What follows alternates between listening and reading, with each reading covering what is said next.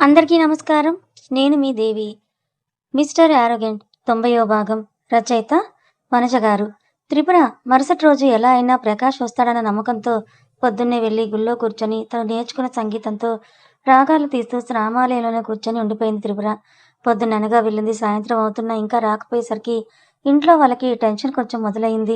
అందుకనే కమలని వెళ్ళి చూసి రమ్మని చెప్పారు త్రిపుర అమ్మ నాన్న. ఒక పక్క ప్రకాష్ ఇంకా గుడికి రాకపోవడంతో దిగులుగా మారిన త్రిపుర అతడు ఖచ్చితంగా వస్తాడనే మనసుకు నచ్చచెప్పుకుంటూ గుళ్ళోనే కూర్చుంది. ఇంక చీకట్లు ముసురుకుంటున్న సమయానికి గుడి బయట చెప్పులు వదిలి లోపలికొచ్చాడు ప్రకాష్. ఆమెను వెతుక్కుంటూ వెళ్ళేసరికి అతనికి 10 నిమిషాలు పట్టింది. ఎందుకంటే ఆమెకు రామాలయం ఎదురుగా ఉన్న మండపంలో ఉంది కాబట్టి. తనకు అది సమీపంలో అడుగుల శబ్దాలు వినపడుతుండేసరికి మనశ్శాంతిగా ఫీల్ అయిన త్రిపుర తన శృతిని ఇంకా అమాంతం పెంచేస్తూ ఇక చివరి రాగాన్ని ఆపేసి వెనక్కి తిరిగి పరిగెత్తుకుంటూ వెళ్ళి ప్రకాష్ని హత్తుకుంది. నాకు తెలుసు ప్రకాష్ మీరు వస్తారని అంటూ ఆమె చెప్తుంటే ఆయన మాత్రం తలదించుకునే ఉన్నాడు.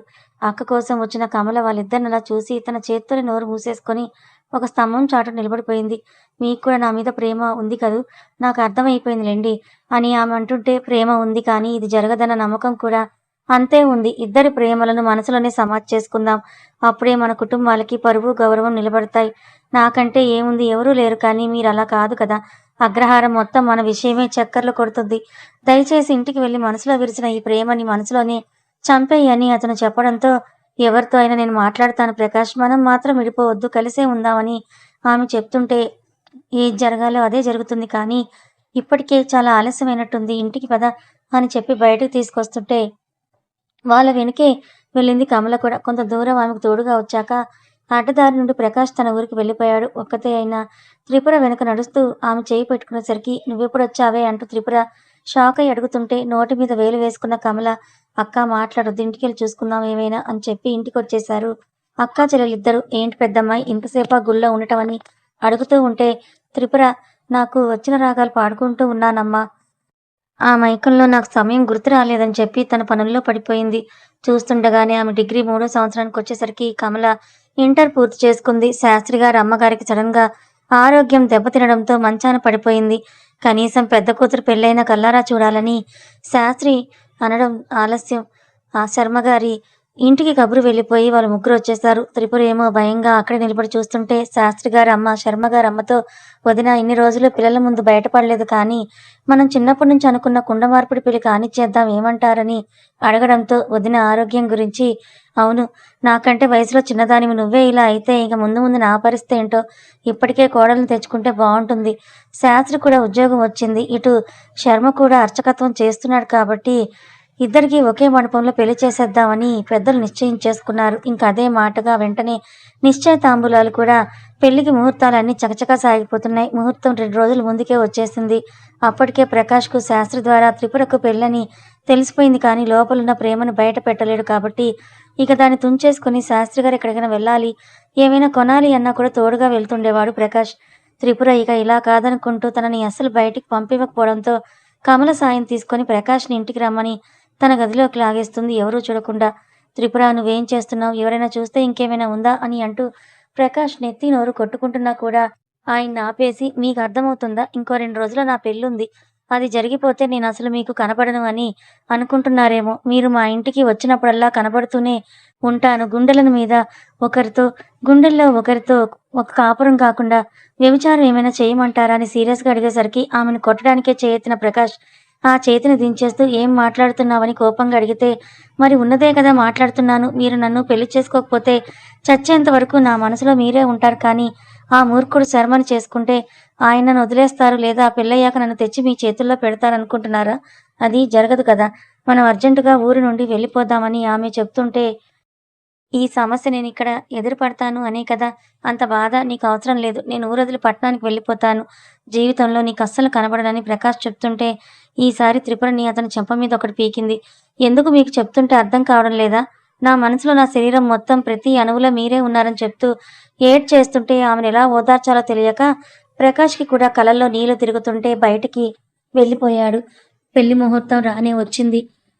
ఇంకో కొద్దిసేపట్లో పెళ్లి కూతుర్లని మండపంలోకి తీసుకువెళ్తారని అనగా ఒక లెటర్ రాసి కమలతో అది ప్రకాష్కి ఇప్పించి ఇంకొక లెటర్ రాయడం మొదలుపెట్టింది త్రిపుర. కమల చాలా ఆలోచించి ఎవరూ చూడకుండా ఆ చీటీని ప్రకాష్ చేతిలో పెట్టేసి దూరంగా వెళ్ళిపోవడంతో అది చదివిన అతనికి అర్థమైంది ఏంటంటే త్రిపురని తను వచ్చి తీసుకెళ్ళకపోతే గన్నేరు పప్పు తినేస్తానని రాసుంది.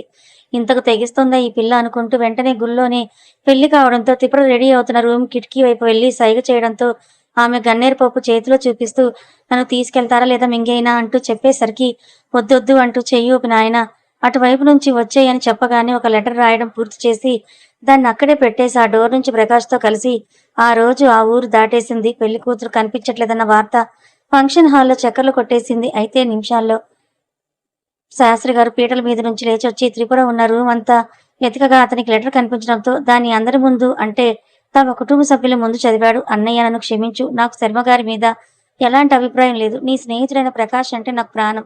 మీకు చెప్పినా ఒప్పుకోరనే ఈ పని చేస్తున్నా. మీరు క్షమిస్తే మీ ఇంటికొస్తాను. అంతే తప్ప జీవితంలో మళ్ళీ నా ముఖం కూడా మీకు చూపించను. క్షమించండని రాసి ఉంది. దాంతో ఆయన అక్కడే కుప్పకూలిపోతే వాళ్ళ అమ్మ భయంతో కళ్ళు పడిపోయింది. వాళ్ళిద్దరూ వెళ్ళిపోతున్నారని తెలిసిన కమల అక్క కోసం ఏం జరుగుతుందా అని ఏడుస్తుంటే, నువ్వు కూడా నాతో వచ్చేయి కమల. ఇక్కడ ఉంటే నా తర్వాత ఖచ్చితంగా నిన్నే బలి చేస్తారు. ఆ మూర్ఖుడికని త్రిపుర చెప్తున్నా వద్దక్క నువ్వు వెళ్ళి సంతోషంగా ఉండు. ఇద్దరం వెళ్ళిపోతే చాలా చెడ్డ పేరే వస్తుందని చెప్పిన కమల ఆగిపోవడంతో అది ఆమె జీవితానికి శాపమైంది. ఇక అందరి మాటల వల్ల ఫైనల్ నిర్ణయం తీసుకుంటూ కమలను పెళ్లికూతురుగా రెడీ చేసి శర్మగారి పక్కన కూర్చోబెట్టారు. ఇంకా పసితనం విడని ఆమెకు చిన్న పిల్ల అని చెప్తూ ఉంటే డిగ్రీ చదవాలి, ఇంకా పై చదువు చేయాలి, కుదిరితే అని ఆశలు పెట్టుకున్న కమల ఆ క్షణం తన ఎదురుగా వెలుగుతున్న అగ్నిలో తన కోరికలన్నీ కాల్చేసింది. శాస్త్రి గారికేమో అనుకున్నట్లు శ్యామలతోనే పెళ్ళైపోయింది. కానీ వీళ్ళ ముహూర్తానికంటే 5 నిమిషాల ముందు వేరే ఊరి గుళ్ళో త్రిపుర ప్రకాష్‌లకు పెళ్ళైపోయింది. ఎందుకంటే తాళి మెడలో లేకపోతే పట్టుకుని మళ్ళీ తిరిగి ఇంటికి తీసుకొస్తారేమో అని ఆమె భయం. శర్మగారికి కూడా ఆ క్షణమే త్రిపుర మీద కోపం కాస్త అసహ్యం అవడంతో కొన్ని రోజులు కమలని మాటలతో సాధించేవాడు. కానీ వయసులో ఉన్నాడు. పెళ్ళైన భార్య పక్కనే ఉంది కాబట్టి కొంచెం దుడుకుకే ఫలితం ప్రమోద్ పుట్టగా ఇక శ్యామల శాస్త్రి గారులకు ప్రమోద్ తర్వాత ఇద్దరు ఆడపిల్లలే పుట్టారు. వాళ్ళే త్రిపుద మహిత. ప్రకాష్ త్రిపుర గారులు ఎక్కడికి వెళ్లాలో తెలియక తమ ఇంట్లోకి వస్తుండేసరికి వీధిలో వాళ్ళకంటే అప్పటికే ఆ చుట్టుపక్కల ఊళ్ళకి తెలిసిపోయి ఉండడంతో ఏరా ప్రకాష్ మీ అమ్మ నాన్న లోన్ కట్టకుండా చచ్చిపోతే నువ్వేమో ఆ బ్రాహ్మణుల పిల్లల్ని లేవదీసుకుని వచ్చి పెళ్లి చేసుకున్నావా? ఉండు వాళ్ళకు చెప్తానంటూ ఇరుగు పొరుగు వాళ్ళు బెదిరిస్తుంటే ఎలా ఉన్న ఇల్లును అలాగే వదిలేసి ఒక రాత్రి కూడా ఆ ఇంట్లో ఉండకుండా వెళ్తున్న ట్రైన్ ఎక్కేశారు. అది కాస్త తెల్లారేసరికి హైదరాబాద్‌లో ఆగింది. అక్కడికి వీళ్ళ గతం అయిపోతే త్రిపుర గారి మెడలో పసుపు తాడు, చెవులకి పిచ్చి కమ్మలు, చేతులకు 2 మట్టి గాజులు తప్ప ఇంకేమీ లేవు. అలాగే బిక్కుబిక్కుమంటూ స్టేషన్‌లో దిగారిద్దరు. మొదట కొంచెం కష్టపడినా కూడా అంటే ప్రకాష్ రోజు లేబర్ పనికి పోయి ఇద్దరి కడుపు నింపుకుంటుంటే ఆలోచించిన త్రిపుర ఇది కాదు బ్రతుకు అనుకుంటూ తన కాలేజ్‌కి ఉత్తరం రాసింది సర్టిఫికెట్లు కొరియర్‌లో పంపివ్వమని. అవి వచ్చాక తను చిన్నగా స్కూల్‌కి వెళ్ళింది టీచర్‌గా. ప్రకాష్ మాత్రం ప్రతిరోజు వద్దనకుండా తనకు కష్టం అనిపించే దానికంటే ఎక్కువే పనులు చేస్తూ సంపాదిస్తూ 4, 5 నెలలకి ఇంట్లో కావాల్సిన బేసిక్ థింగ్స్ అన్నీ సంపాదించుకోగలిగారు. ప్రకాష్ ఎన్ని రోజులని ఇలా పనులకు వెళ్తారు అని ఆమె అడగటంతో ఎన్ని రోజులు అంటావేంటి త్రిపుర? ఇది ఉండబట్టే కదా మనకు అన్నం పెడుతోంది. నాకేంటి కష్టపడే వయసు అని ఆయన చెప్తూ ఉంటే ఇలా కాదు మనం ఒక చిన్న బిజినెస్ స్టార్ట్ చేద్దాం. ఇప్పటి వరకు రూ. 3,000 దాచిపెట్టాం కదా అంటూ ముందు వీధుల్లోకి ఒక సైకిల్ కొని పప్పులు, కారాలు, ఉప్పులు అవి అమ్మి ఆ తర్వాత బైక్ కొనుక్కొని అందులో అమ్ముతూ ఆ తర్వాత చిన్న షాప్ పెట్టుకునే టైం వచ్చేలాగా చేసింది త్రిపుర. తన స్టడీస్ కంటిన్యూ చేస్తూనే వచ్చిన డబ్బులతో ప్రతి సంవత్సరం కొంచెం కొంచెం బిజినెస్ ఇంప్రూవ్ చేసుకుంటూ చివరికి తనకున్న జ్ఞానంతో చదువు, జ్ఞానం త్రిపురకి ఉంటే వ్యాపారంలో ఎలా ఆరితేరాలో ప్రకాష్ గారు తనకి తగిలిన ఎదురు దెబ్బల నుండి ఆయన నేర్చుకుంటూ ఉండడంతో కొన్ని రోజులకు వీళ్ళే అనుకున్నారు టౌన్లలో ఇద్దరు ఉద్యోగాలకు వెళ్ళిపోతే పిల్లల్ని ఎవరు చూసుకుంటారు అని. అందుకే చిన్నగా స్కూల్ స్టార్ట్ చేద్దామని కిడ్స్ స్కూల్‌తో పాటు స్టార్ట్ చేసిన వారు ఒక మినిమమ్ బిజినెస్ తర్వాత ఎల్‌కేజీ, యూకేజీ ఆ తర్వాత 5థ్ క్లాస్ వరకు, తర్వాత 10థ్ క్లాస్ వరకు సాగింది. అప్పటికే ఆ షాప్‌ని కూడా రన్ చేస్తూ, ఇది కూడా మెయింటైన్ చేస్తూ ఉన్నారు. భార్యాభర్తలు ఇద్దరు. ఒక 4 సంవత్సరాల తర్వాత ఇద్దరు అలుపెరగకుండా కష్టపడితే అప్పటికొక మంచి షాపు, ఒక స్కూల్ కట్టుకోగలిగారు. వాటి మీద ఆదాయంతో ఎంతో కొంత వెనకేసుకోగలిగారు. మేమింకా ఇలాగేనా?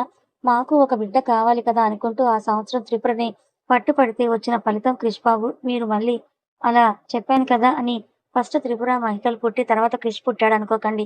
ఎందుకంటే అవి 2 పేర్లలాగా జరుగుతూ ఉన్నాయి ప్యారలల్‌గా. సో, అక్కడ ఎండ్ చేయడానికి అది స్టాప్ చేశాను. దాని ప్యారలల్ టైమ్‌లో జరిగింది ఇదన్నమాట. ప్రకాష్ మన దగ్గర ఇంకొంచెం అమౌంట్ సేవింగ్స్‌లో ఉంది. దీన్ని అలాగే అకౌంట్‌లో వేస్తే గుడ్లేమీ పెట్టవు కదా! అందుకే ఏదైనా చిన్న ఫుడ్ బిజినెస్ స్టార్ట్ చేద్దామా అని అంటూ ఆమె అడిగితే, కానీ నీవు సరే నీ ఇష్టం. నువ్వు చెప్పినట్టుగానే తీసుకొచ్చాను.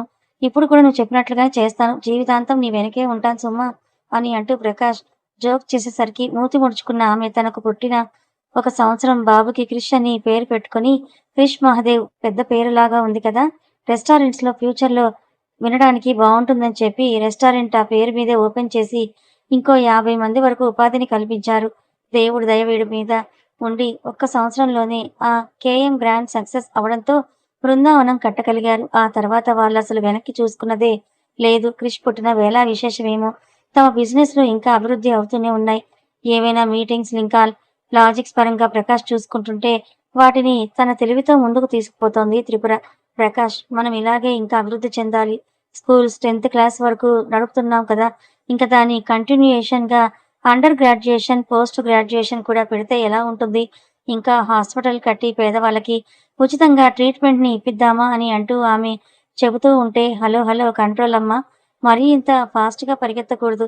క్రిష్ పెద్దవాడవుతున్నాడు కదా! వాడి కోసం మనమేం దాచొద్దా అని ప్రకాష్ అడుగుతూ ఉంటే, నా కొడుకు కోసమా? వాడికి మన ఆస్తి ఏమీ అవసరం లేదు. ఇంతకు రెండింతలు సంపాదించుకోగల కెపాసిటీ వస్తుంది చూస్తూ ఉండండి. ఏరా నాన్నా అని త్రిపురని అడగటంతో ఆమె నడుం కరుచుకున్న క్రిష్ బాబు, అవునమ్మా!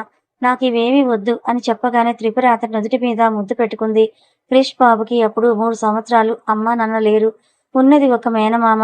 ఆయనెవరో ముసలోడికిచ్చి పెళ్లి చేస్తుంటే డబ్బుల కోసం మారుమూల పల్లె నుండి పారిపోయి హైదరాబాదులో ఒంటరి అమ్మాయిగా తిరుగుతోంది హరిత.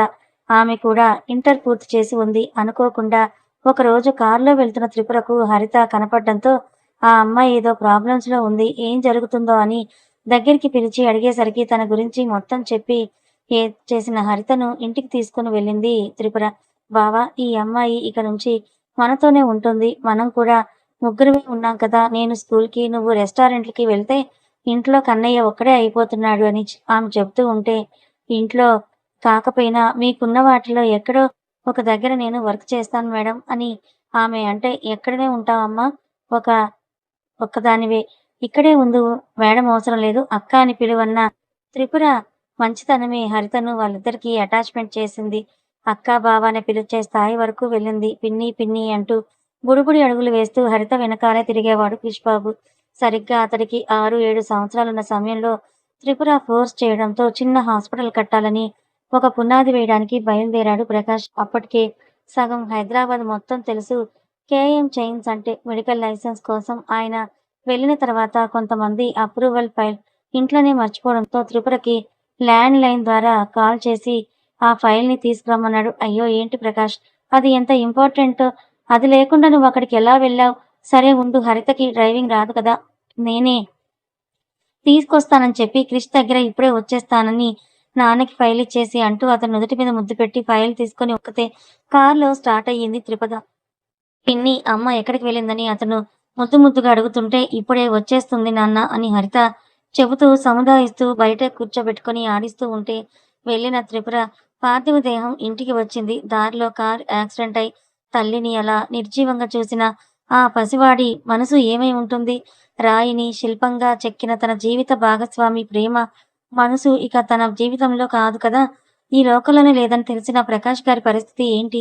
చెల్లెలు ఎక్కడో సంతోషంగానే ఉందిలే అని అన్నయ్య, అక్క చదువుకుంది, తెలివైనది, గొప్ప స్థాయిలో ఉండుంటుందిలే అని అనుకుంటున్నా ఆ చెల్లి ఆ మనిషే లేదు అని తెలియకపోవడమే మంచిదేమో. ఆ 25 ఎక్కడో ఉన్నా సంతోషంగా ఉందిలే అని అనుకుంటూ బ్రతికేశారు. కానీ ఇక్కడ ప్రకాష్, కృష్ణలకు మాత్రం ఆ బాధ 25 ముందు నుండే స్టార్ట్ అయిపోయింది. కానీ అప్పట్లో పోస్ట్‌మార్టం అవి లేకపోవడం వల్ల ఎవరికీ తెలియకుండానే యాక్సిడెంట్‌లోనే మసిగొట్టుకుపోయిన సత్యం అప్పటికే త్రిపుర గారు నెల తప్పిన గర్భవతి. ఫ్రెండ్స్, ఫ్లాష్ బ్యాక్ అయిపోయింది. సో, రేపటి నుంచి మళ్ళీ క్రిష్ పదం వచ్చేస్తారు. అలాగే మీకిష్టమైన ప్రమోద్ మహితలు కూడా. ప్లీజ్ లాగ్ అయిందని ఫీల్ అయ్యారని కామెంట్స్ మాత్రం చేయకండి. కథ కొనసాగుతుంది. మరి ఈ కథ మీకెలా అనిపించింది? అలాగే పాపం త్రిపుర గారు చనిపోవడం మీకెట్లా అనిపించింది? తను ప్రేమించిన ప్రకాష్ గారిని ఒక ఉన్నత స్థాయికి తీసుకొచ్చిన త్రిపుర గారు తన బిడ్డతో, తను ప్రేమించిన భర్తతో కలకాలం ఉండలేకపోయారు కదా! అది మీకెలా అనిపించిందో తప్పకుండా కామెంట్ చేయండి. కథ నచ్చితే లైక్ చేయండి. Thank you so much for watching.